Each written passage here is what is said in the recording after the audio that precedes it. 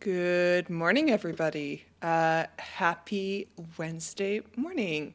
Long time no chat with y'all. It has been a busy week in the life of the Phoenix. We actually I got called over to the Kindly Cleric stream this past Monday and Tuesday. So I streamed over there with the folks over at the Kindly Cleric stream.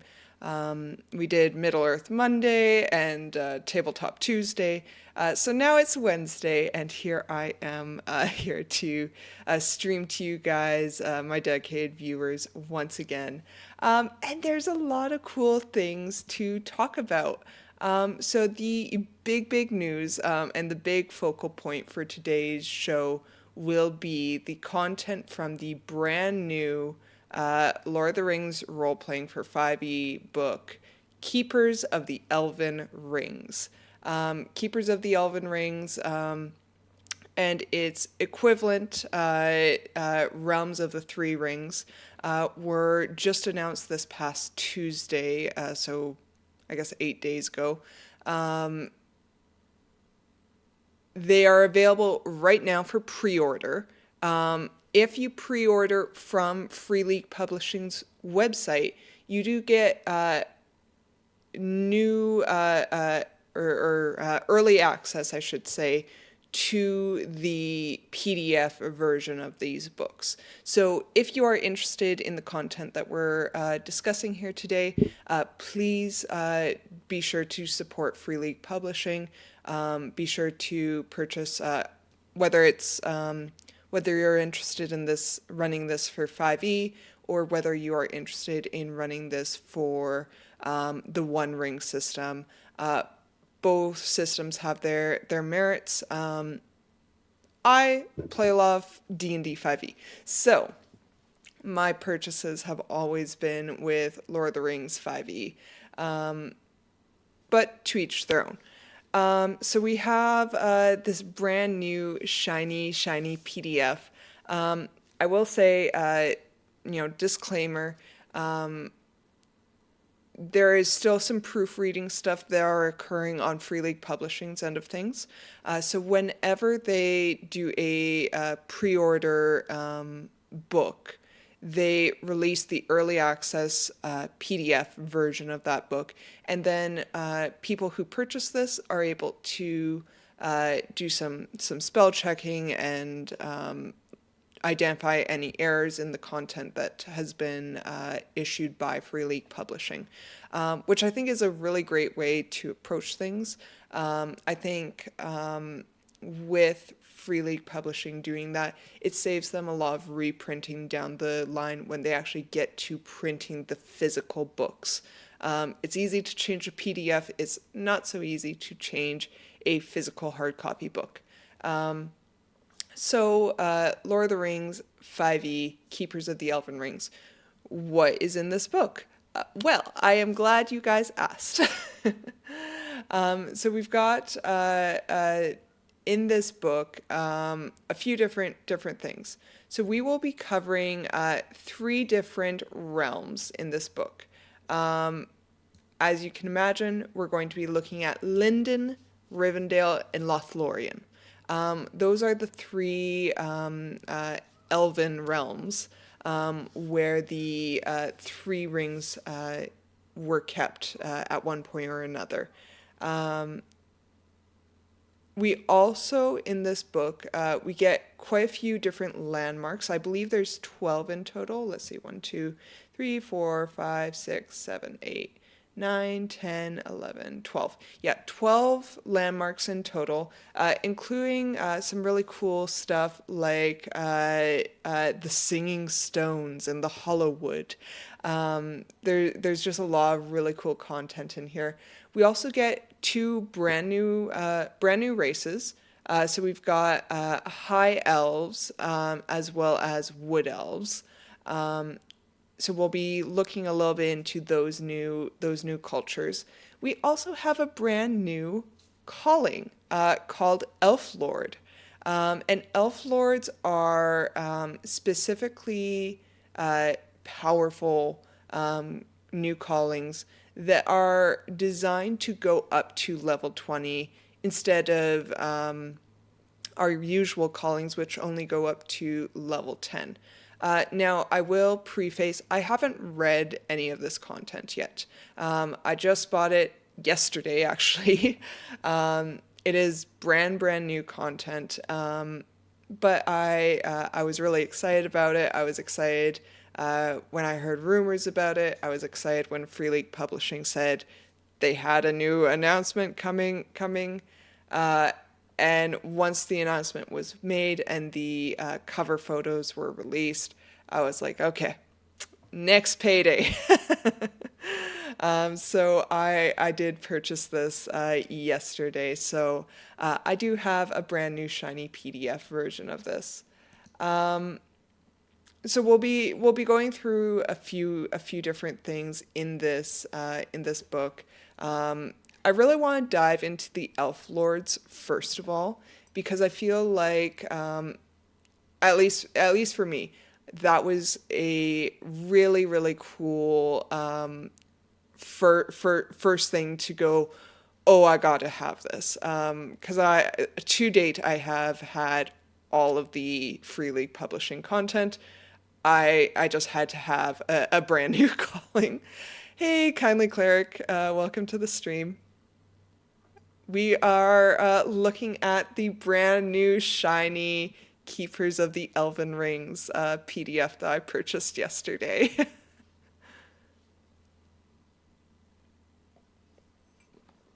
Oh man, I should have actually gotten you to appear on my stream today to review this with me, because this is a monumental occasion. I don't know. I know you've got a busy schedule, I guess, but I guess the offer stands if you ever want to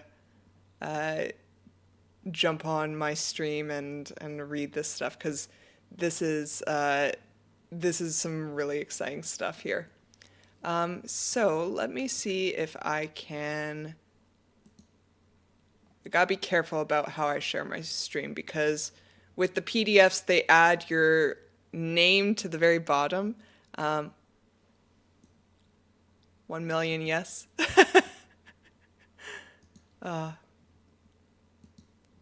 Kindly Cleric, do you want me to bring you into like a stream with me to go through this content? I have the capabilities.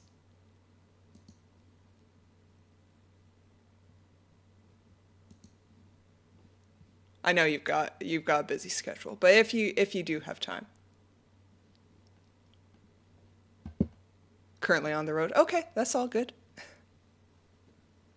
All right.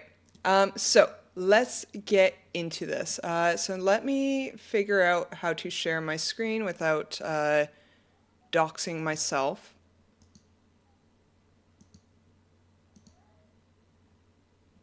All right, I think this is the screen that I want.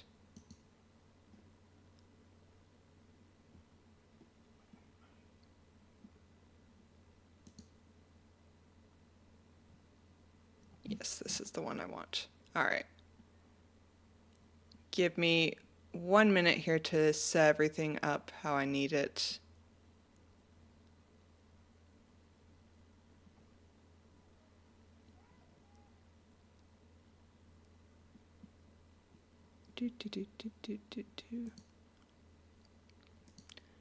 All right. Screen capture. Perfect. All right. Good. You guys can't see my last name. That's lovely. All right.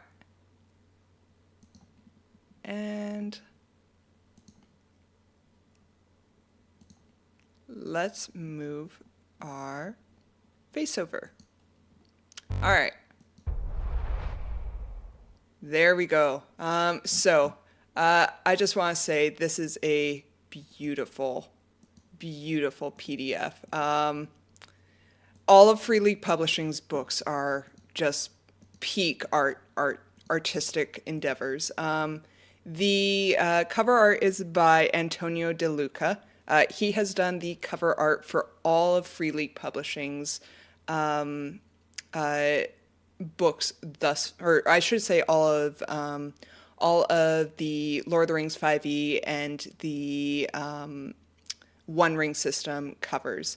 But working with him on the other art in this book, we've got a lot of really cool artists. Frederica Constantini, Ivana Abate, Michael Galavotti, Alicio Greco. There's just a lot of really cool people working on this stuff. So our introduction, we've got 4 different chapters. So the first chapter being where the West Elves still linger. So this goes into the history of the Eldar during the first, second, and third age, which is so exciting. Thus far in Free League Publishing's books, we do get some history that does span into the Second Age and the First Age, but they're bits and pieces here and there. This has a complete history of all 3 ages outlined for us. It also goes into Lindon, Rivendell, and Lothlorien before we get into the second chapter. So the second chapter being The Days Darken. And this has, if I remember correctly, this has all of your NPCs in it. It's got some story beats and plot hooks in it. So lots of different things for us as lore masters to work with. Then we get into our landmarks. So some of these landmarks are consistent with Tolkien's work, and some of these landmarks we have learned are specifically created for the Lord of the Rings 5e and One Ring system settings. So we've got a lot of really cool sounding places, like the Valley of the Dwarves, which when I heard that, I was like, ooh, is there a dwarf lore there? Really exciting stuff. And then we've got the appendix, in which we have our brand new High Elf, Wood Elf, and Elf Lord material, including new backgrounds for our High Elves and our Wood Elves. So very, very exciting stuff. So first off, we're going to jump down to Elf Lords, because this is what I'm really, really excited about. I want to know how this Elf Lord is laid out, because what they've said on the website is, this calling plays to level 20. All the other callings play to level 10. They're designed to go up to level 10. They're not meant to go to level 20. You can still take them to level 20. There's stuff around how to transition those callings into level 20 in the base material of the Lord of the Rings 5e role-playing core edition. But supposedly, these Elf Lords are specifically geared for solo play. I'm kind of curious to find out if these Elf Lords play well with others. Are they feasible to get into a group setting, into a party setting, or are they better left on their own? So we're going to go into Elf Lords. All right, so let's see here. Let's increase the zoom because I have bad eyes. So maybe a Lord system that may be for all races. Yeah, David, I actually, when I heard that they were going to increase or have this Elf Lord system to level 20, the first thing I thought is, are they going to provide like additional advancements for the other cultures? I'm very curious to find out, because we've got some really high level. Aragorn is going to be your captain. We've got Bilbo, who's your treasure hunter. We've got some very notable characters from the Tolkien universe who are representative of these different callings. So I'm very curious to find out how exactly they transition over. All right, so let me adjust this screen here. Ooh, do not do that.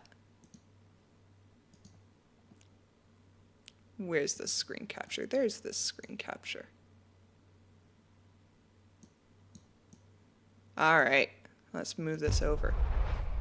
So we may be able to become Thane, Prince, etc. That would be cool. That would be cool. And you know what? Even if they don't do something like that, I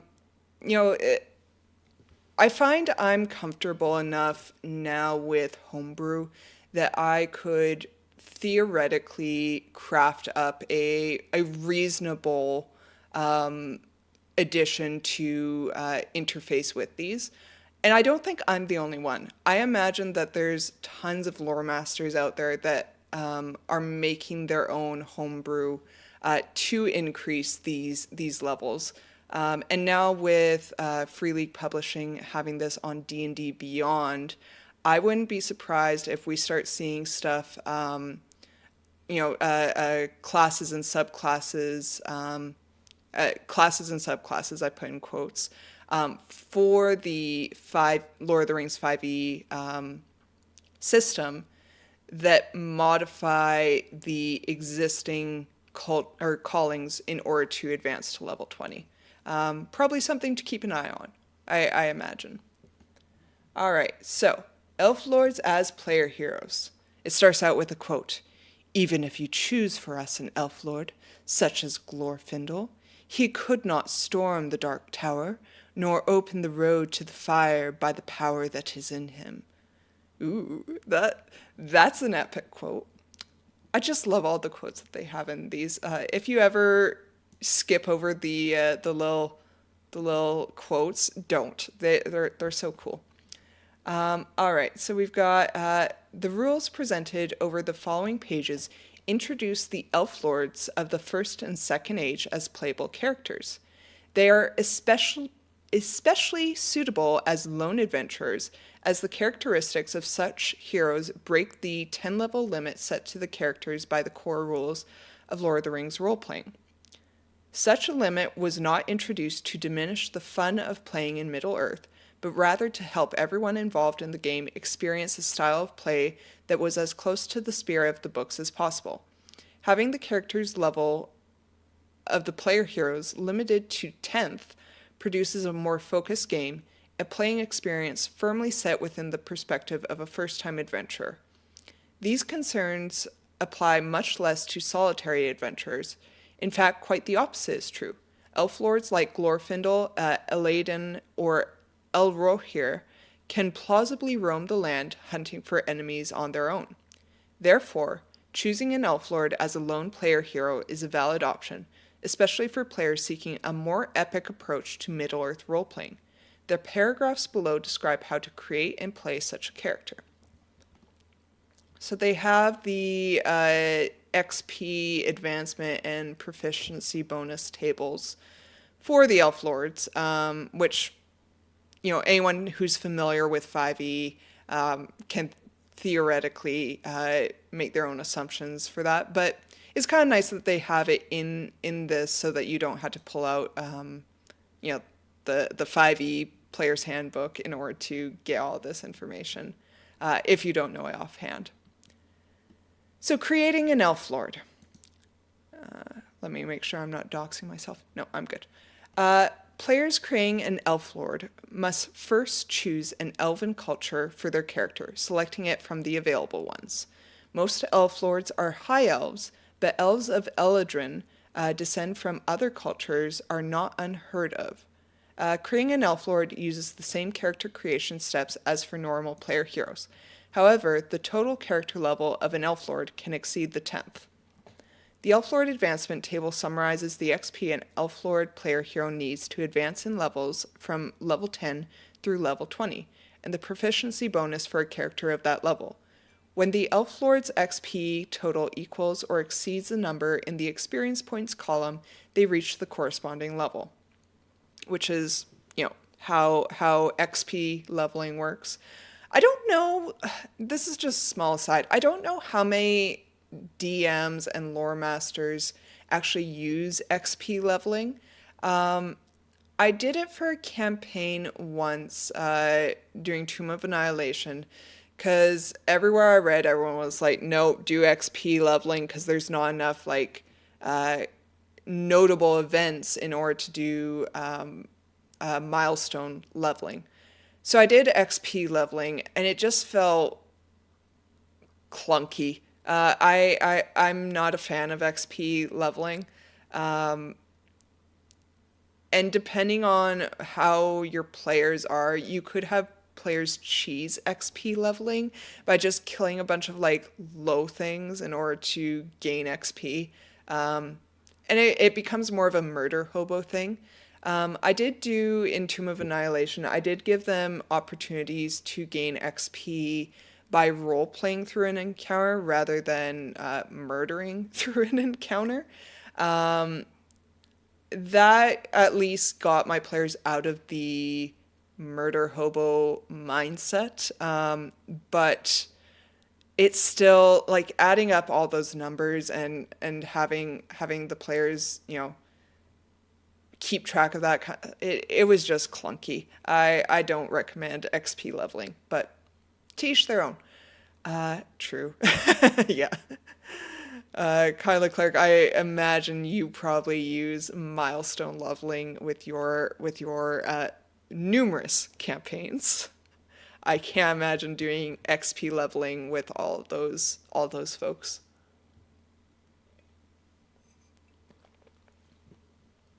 Oh. All right.